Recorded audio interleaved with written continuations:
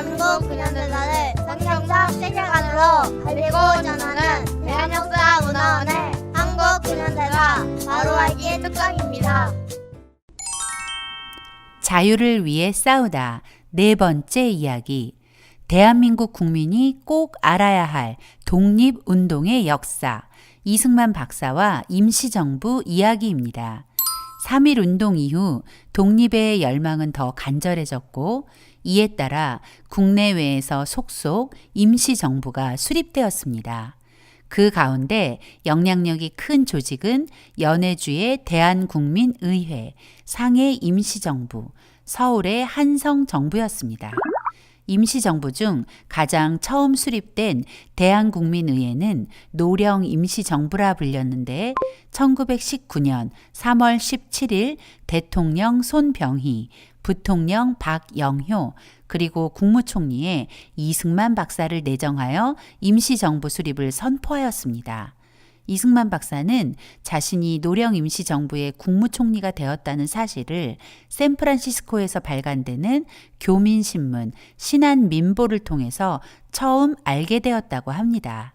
그리고 그 뒤를 이어 4월 11일 중국 상해에 신한청년당을 중심으로 활동하던 독립운동가들에 의해 상해 임시정부가 수립되었습니다.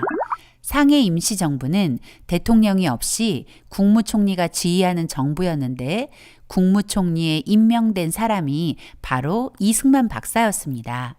이 박사는 필라델피아 대한인 총대표회의 중인 4월 15일 전보를 통해 그 소식을 듣게 되었습니다. 그리고 4월 23일 서울에서 이승만 박사를 집정관 총재로 임명하고 민주공화국의 형태를 갖춰 출발한 최초의 임시정부, 한성정부가 수립되었습니다. 한성 임시정부는 국내 13도 대표가 모여 국민대회 취지서를 발표하고 한성정부 수립을 선포하였다는 점에서 절차상 가장 정당성이 있는 임시정부로 평가됩니다. 이승만 박사가 집정관 총재로 추대된 것은 이승만 박사의 요구나 하와이 동포들만의 추천이 아닌 국내와 중국, 시베리아 등지에 있던 동포들 모두의 바람이었다는 점에 주목해야 합니다. 그만큼 우리 동포들이 이승만 박사에 대한 기대가 컸다는 증거겠죠? 한성 정부의 집정관 총재가 된 이승만 박사는 워싱턴에 대한공화국 본부를 설치하고 외교 활동을 펼치며 각국 정상에게 한국이 임시정부를 수립하였음을 공식 서한을 통해 선포하면서 자신을 President of Republic of Korea라고 소개했습니다. 이승만 박사는 임시정부 대통령 자격으로 윌슨 대통령을 비롯해 대한제국과 국교를 맺었던 영국, 프랑스, 이탈리아 등 10강의 정부 수반들에게 한국의 자유공화정 정부가 수립되었음을 알리며 한성 임시정부의 강요 명단까지 통보했다고 합니다. 특별히 미국에 보낸 서한에는 김규식을 파리 강화회의 대표로 보낼 것이니 발언권을 달라 요구하며 요구의 근거로 1882년 조미수호 통상조약을 운운하기도 했습니다. 뿐만 아니라 일본에게 한국이 정부를 수립하였으니 일본 정부는 한국을 주권 국가로 인정하고 최소 외교관을 제외한 모든 일본인을 한반도에서 즉각 철수하라고 통보하기도 했습니다. 이렇듯 여러 곳에서 임시정부가 수립되자 이를 통합하려는 움직임이 일어났습니다. 한인이 많이 모여 사는 간도나 연해주 지역으로 거점을 옮기자는 주장, 국제도시인 상하이가 적합하다는 주장 등이 분분했고 여러 차례에 걸쳐 논의한 결과 통합된 임시정부는 상하이에 거점을 두고 명칭을 대한민국 임시정부로 하며 한성정부의 법통을 계승하기로 결정하고 1919년 9월 11일 모든 임시정부를 하나로 통합한 대한민국 임시정부가 탄생한 것입니다. 대통령의 이승만 박사, 국무총리의 이동희, 노동국 총판의 안창호, 경무국장의 김구 등이 지명되어 임정 활동을 시작했습니다. 임시정부 대통령으로 취임한 이승만 박사는 곧바로 상해에 간 것은 아닙니다.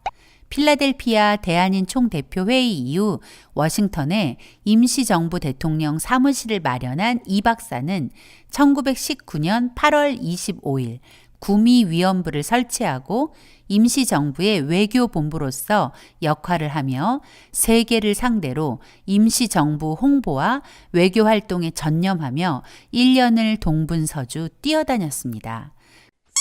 그러는 동안 통합 임시정부에는 계파 간의 싸움이 계속되었습니다. 뿐만 아니라 1919년 5월 상해에 도착한 안창호와 11월에 도착한 이동희가 결탁하여 1920년 5월 이후 대통령 불신임 운동을 펼치며 이승만 박사에게 상해로 오지 않으면 불신임 결의를 하겠다며 협박하는 편지를 보내기도 했습니다. 이승만 박사는 더는 임시정부의 문제를 좌시할 수 없어 상해로 가기 위해 6월 말 워싱턴에서 하와이로 돌아와 상해로 갈 준비를 서둘렀습니다. 이승만 박사는 망명 생활을 하면서 미국 국적을 받을 수 있었지만 그렇게 하지 않았습니다. 이 박사는 해방되는 때까지 무국적자로 어려움을 감수하며 독립운동을 해나갔죠. 무국적자 이 박사가 미국 여행증을 받는다면 이 박사의 상해 행위 노출될 것이 뻔했기에 밀항 외에는 다른 방법이 없었습니다. 왜냐하면 이 박사에게는 여전히 30만 달러의 현상금이 걸려 있었기 때문이죠. 이 박사는 호놀룰루에서 장의사 사업을 하던 보스익의 도움으로 일본을 경유하지 않은 배를 타고 상해로 가기로 했습니다. 보스익은 이승만 박사보다 나이가 위였지만 하와이에 와서 인연을 맺은 평생의 친구로 이승만 박사가 돌아가시는 순간까지 이 박사를 도왔던 사람입니다. 보스익은 이승만 박사를 자신의 별장에 숨겨두고 배편을 알아보는 한편 이승만 박사가 이미 상해로 떠났다는 가짜 소문을 내서 이 박사가 무사히 상해로 갈 수 있도록 힘을 썼죠. 마침내 11월 16일 새벽 중국인으로 변장한 이승만 박사는 아들과도 같은 평생 동지 임병직과 상해로 가는 배에 올랐습니다. 사실 이승만 박사가 상해로 가겠다고 의사를 전하자 이 박사를 지지하던 임정의 인사들은 이 박사의 상해행을 반대했습니다. 왜냐하면 안창호와 이동희가 이 박사를 상해로 끌어들이려는 것은 이승만 박사를 임시정부에서 찍어내려는 음모였기 때문입니다. 이승만 박사 측근이었던 안현경과 장붕의 편지가 그때의 상황을 이야기해 줍니다. 1920년 4월 23일 안현경의 편지입니다. 결단코 이곳으로 오지 마시옵소서. 샌프란시스코와 상하이 몇몇 야심가들이 내응이 되어 세분, 이승만, 김규식, 여운홍을 상하이에 끌어들여야 미주 하와이 일이 해결된다 하였고 대통령께서 이곳에 오시면 안창호는 미국으로 간다 합니다. 이 박사를 상해로 불러놓고 이 박사와 하와이 교민들을 갈라놓으려 했던 것이죠. 7월 16일 장붕의 편지는 더 구체적입니다. 각하를 이곳으로 오시라는 운동은 모두 공심에서 나온 것이 아니오. 여러 가지 작은 허물을 찾아내어 공박하자는 의도에 불과하며 또 각하를 위하는 사람들은 모두 오시는 것을 원치 아니하나이다. 연일 국무회의도 하고 차장들이 비밀이 단결되어 각하를 공격할 하자도 찾고 방책도 연구하는 듯 하외다. 이 박사를 상해로 부르는 것은 사심이 가득한 제안이었습니다. 이 박사의 허물을 찾아내서 이 박사를 몰아내고 자신들이 권력을 차지하고 싶었던 것입니다. 그래서 매일 끼리끼리 모여 이 박사를 공격할 방법만 연구한 것이죠. 때문에 이 박사를 아끼는 사람이라면 이 박사가 상해에 오지 않기를 바랬던 것입니다. 추신, 만일 오시려거든 돈 기만 원을 가지고 오셔야 하며 또 사용할 기밀비도 기만 원 있어야 하겠소이다.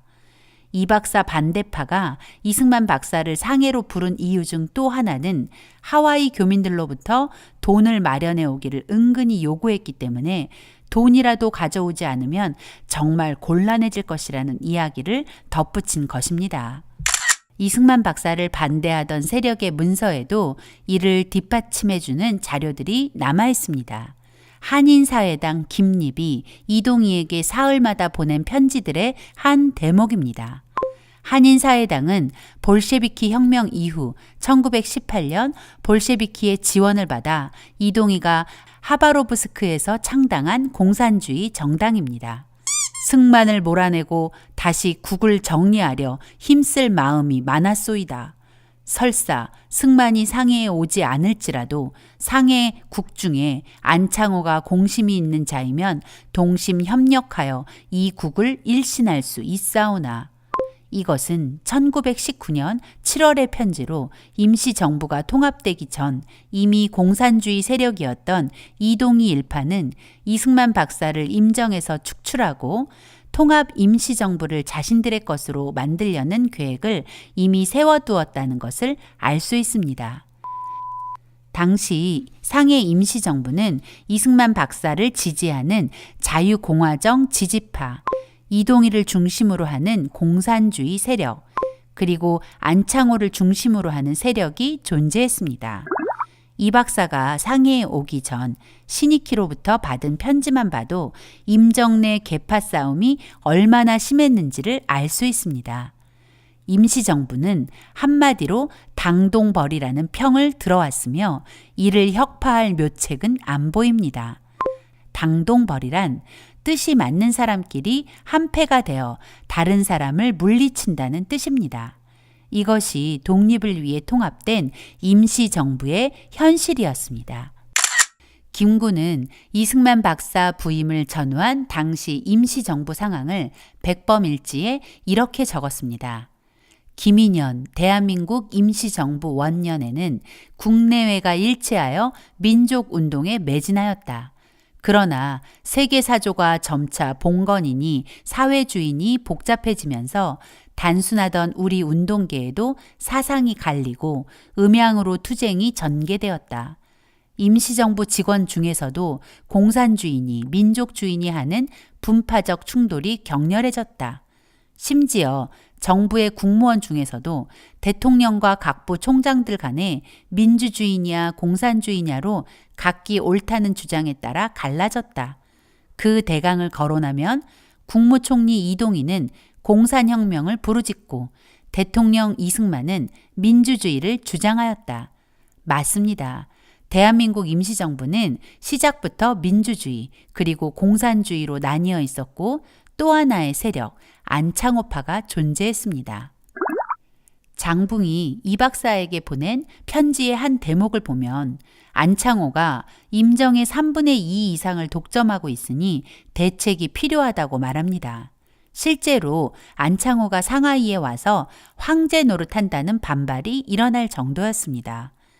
당시 안창호는 미국에 이어 상해에도 흥사단을 비밀리에 조직하는 일에 전념했는데 1920년 9월 20일 흥사단 원동위원부를 결성하여 해방 때까지 영향력 있는 유력자만 190여 명으로 중국 지역 독립운동가의 규모를 뛰어넘는 사조직을 만든 것이죠. 그야말로 사심이 가득한 행보였습니다. 안창호에 대한 우리의 평가는 그의 실제 모습과는 달리 너무 과장된 것입니다.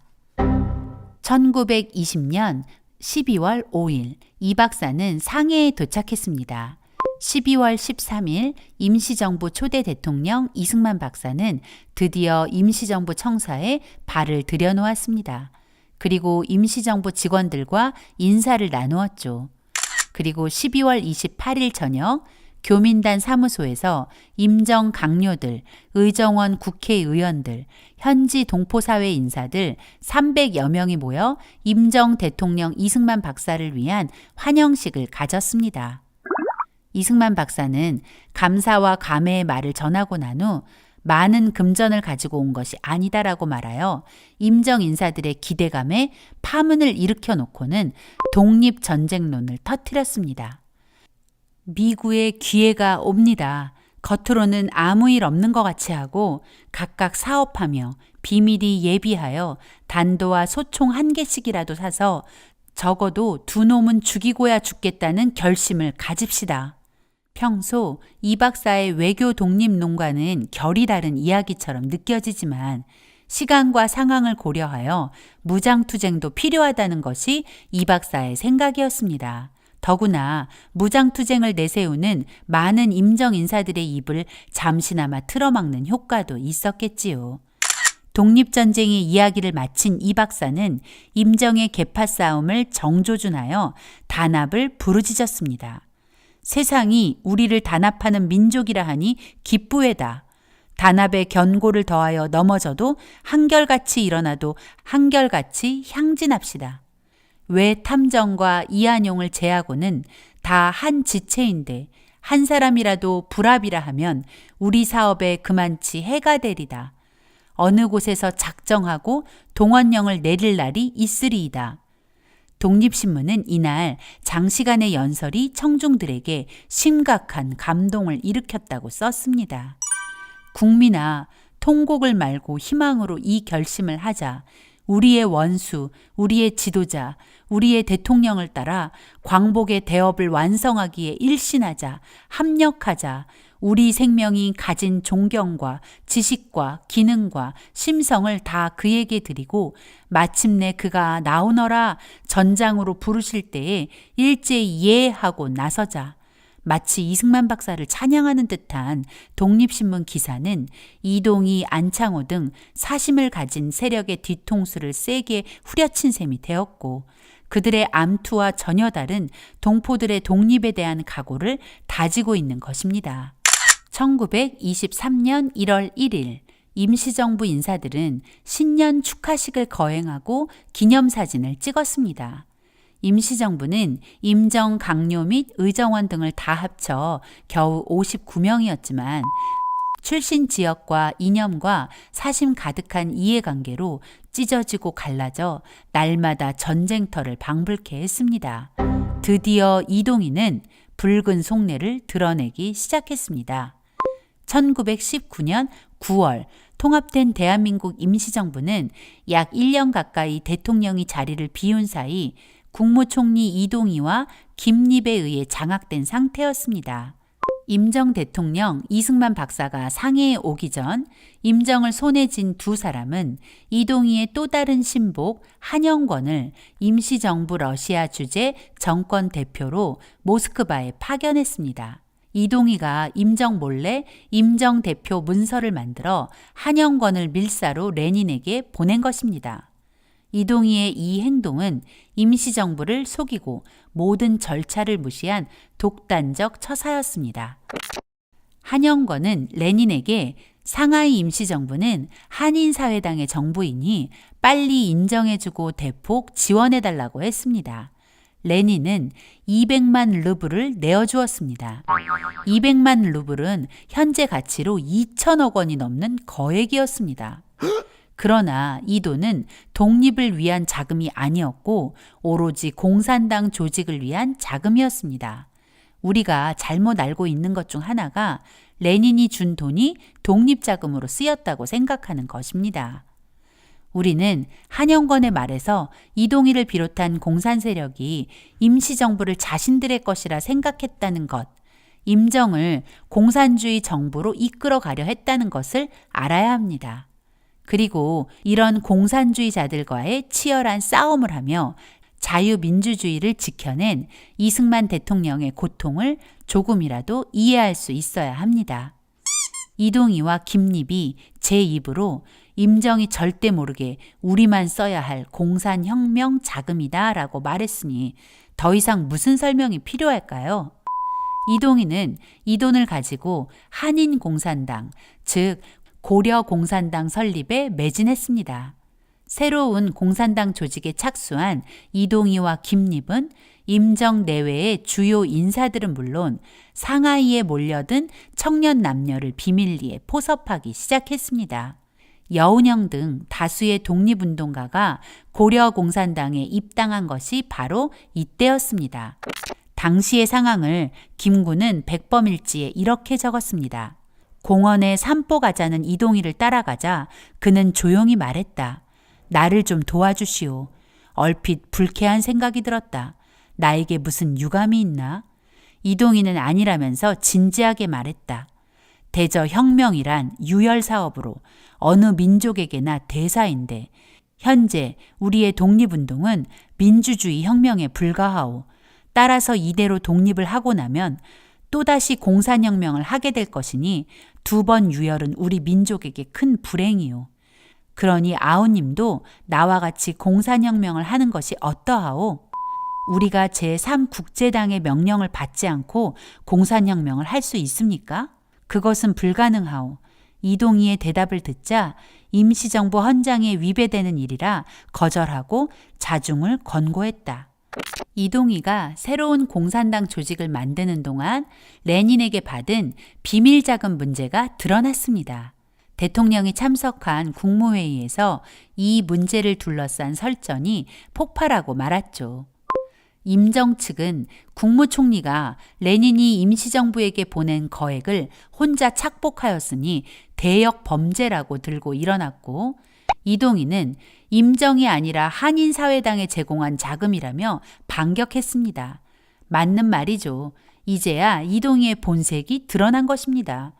레닌에게 받은 자금은 독립운동이 아닌 공산주의 혁명 자금, 그 이상도 그 이하도 아니었습니다. 우리의 인식 속에 잘못 자리 잡은 소련의 독립운동 지원설은 그야말로 가짜 뉴스일 뿐이고, 팩트는 공산주의자들 사이에서 주고받은 정치 자금이었다는 것입니다. 자신의 정체가 드러난 이동희는 1921년 1월 더 이상 이승만 밑에서는 일을 못하겠다며 사표를 던지고 사라졌습니다. 항무총장 김규식, 군무총장 노백린, 노동국 총판 안창호 등도 연달아 사퇴했습니다. 잠깐 짚고 넘어갈 것이 있습니다. 우리가 지난 시간 자유시 참변에 대해 들었습니다. 소련의 붉은 군대와 한인 공산당이 연루되어 대한독립군단을 학살한 끔찍한 학살 사건. 이동희가 자유시 참변에 깊이 연루되어 있다는 사실을 아십니까? 이동희는 정치자금을 받으며 레닌과 비밀스런 거래를 했습니다. 그 거래는 자유시 참변이라는 결과를 낳았습니다. 소련의 사주를 받고 독립군단을 자유시로 유인한 장본인이 바로 이동희였으니까요. 대한독립군단 와해에 혁혁한 공을 세운 이동희를 독립운동가라고 추앙하는 대한민국. 독립운동가를 죽인 가해자가 어떻게 독립운동가가 될 수 있겠습니까? 성경은 우리에게 이렇게 경고합니다. 악인을 의롭다 하며 의인을 악하다 하는 이 두 자는 다 여호와의 미워하심을 입느니라. 다시 임정으로 넘어가 볼까요? 임정을 떠나기 전 안창호는 끝까지 이승만 박사 흠집내기에 열을 올렸습니다. 안창호와 여운형은 군중대회를 열고 미국에 의존하려는 이승만의 독립운동 노선이 독립정신을 위배하는 것이라고 이 박사를 공격했습니다. 이승만 박사의 외교 독립 노선을 두고 하는 말입니다. 정작 독립정신을 위배하는 것은 자신들의 사욕을 위해 분열을 조장하는 그들 자신이었는데도 말이죠. 그런 상황에서 이승만 박사는 임시정부를 하나로 만들어 보려고 새해 연두교서를 발표하고 현실에 맞는 임정의 활동 목표와 방법론까지 제시하며 설득해봤지만 소용없는 일이었습니다. 미국식 자유민주주의와 실용주의적 교육을 받고 기독교 세계관을 추구하는 이승만 박사가 임정에서 할 수 있는 일은 더 이상 없었습니다. 임정은 점점 파국을 향해 달려가는 폭주 기관차와 같았습니다. 이 박사는 더 이상 상해에 머무를 이유가 없어졌습니다. 때마침 미 국무장관 찰스 에반스 휴즈가 태평양 지역 9개국의 해군 군비 축소 회담을 제의하자 이승만 박사는 9개국 군축회의에서 한국의 독립을 호소하기 위한 준비 작업을 한다는 명분으로 미국행을 결정하고 상해 부임 5개월여 만인 1921년 5월 중순 상해를 떠났습니다. 후일 하와이에 돌아온 이승만 박사는 지지자들을 모아 대한인 동지회를 조직했는데 그것은 상해에서 조직이 없어서 늘 발목을 잡혀 아무것도 할 수 없었던 고통스러운 경험의 산물이었습니다. 동지회는 이 박사의 지지자가 되어 함께 대한의 독립을 위해 싸웠고 후일 대한민국 건국 과정에도 이 박사를 물심양면으로 도운 진정한 동지가 되어주었습니다. 이승만 박사가 미국으로 돌아가자 대한민국 임시정부에서는 이 박사에 대한 비난이 거세졌습니다. 의정원은 1921년 6월 17일 임정에 존재하지도 않는 불신임 제도를 들고 나와 이승만 박사에 대한 불신임안을 가결하고 박은식을 대통령으로 선출했습니다.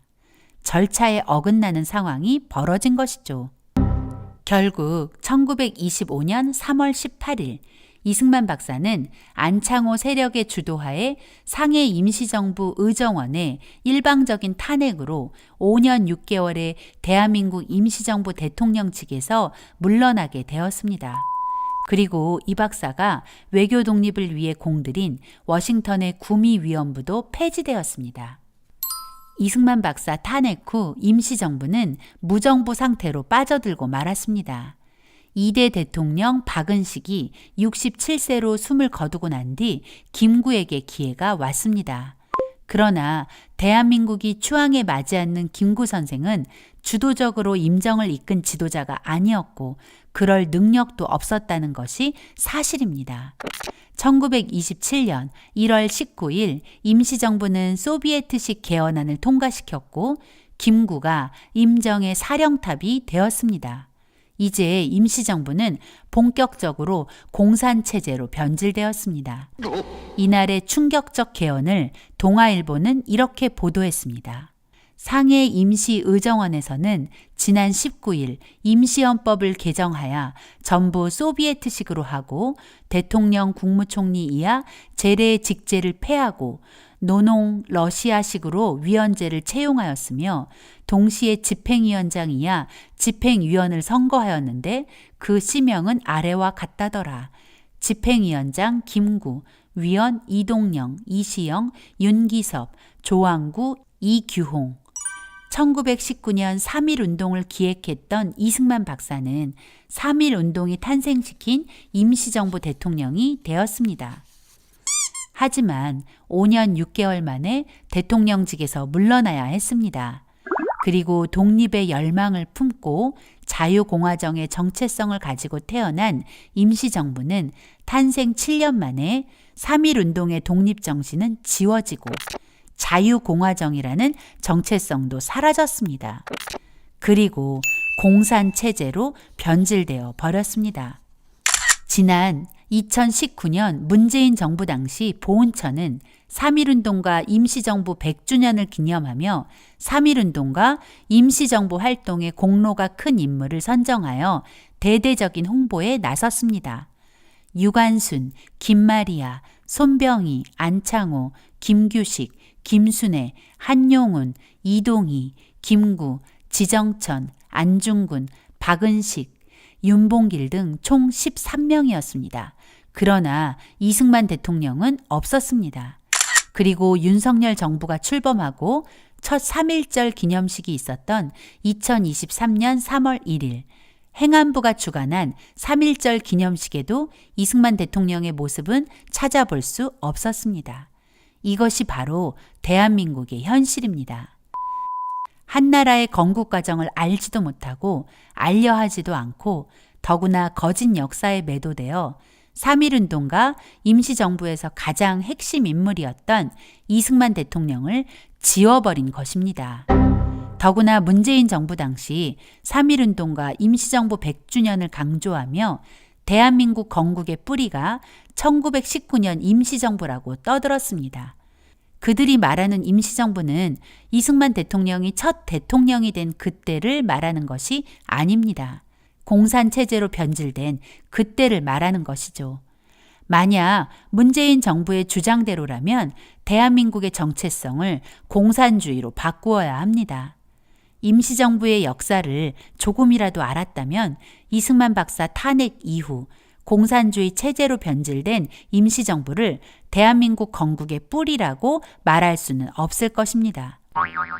공산 세력과 결탁하여 대통령제를 없앤 안창호, 자유민주공화제 대신 소비에트식 독재 헌법을 받아들인 김구. 그들은 공산주의자였을까요? 아닙니다. 그들 스스로도 공산주의자가 아니라고 하였고 그들이 공산당 활동을 했다는 기록도 없습니다. 문제는 그들의 인식이었습니다. 공산주의가 무엇인지, 진정한 독립이 무엇인지 몰랐기 때문에 사욕을 채우거나 공산주의자들의 손에 놀아나다가 그 지경이 된 것이죠. 우리는 임시정부의 혼란과 격동의 독립운동 역사를 통해 지식의 중요성을 깨닫게 됩니다.